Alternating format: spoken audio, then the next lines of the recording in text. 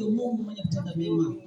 Asante kwa ajili ya siku hii ya leo. Asante Bwana, maana umetenda miujiza mbele za uso wao. Maana jambo hili ni jambo kubwa, ni jambo la kupendeza. Lakini shetani huwa anapenda kuliingilia. Lakini tunakushukuru Mungu, maana umekuwa mwema na umekuwa mwaminifu na wamepata muunganisho, wamekuwa kitu kimoja. Endelea Bwana kuwa pamoja nao katika maisha yao. Wanapotoka hapa kuelekea kule nyumbani kwao, Mungu wangu, utembee na wao. Watakapofika katika boma lile, wakaangaze katika boma lile.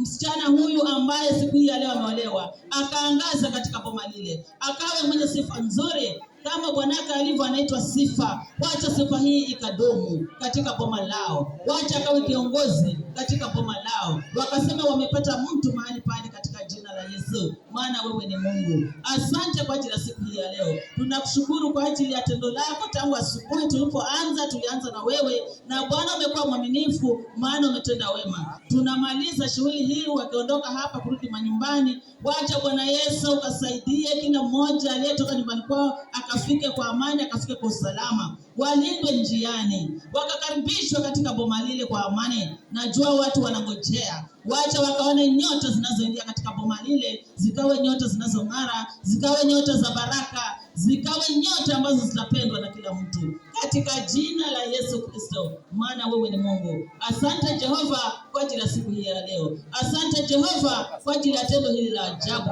Tunakushukuru, tunakuinua, tunakutukuza, tukijua ya kwamba Bwana utatenda yote sawa na mapenzi yako. Sisi tukiwa wanadamu, labda tuna mahali tumepitia makosa, ukatusamehe Jehova, ukatusamehe, ukatutakase, ili tukaweze kuwa safi mbele za uso wako, na neno hili likawe jema maishani mwetu.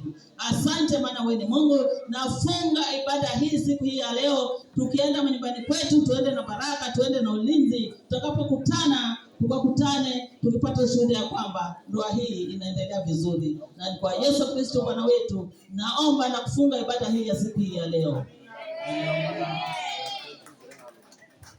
Bwana Yesu asifiwe.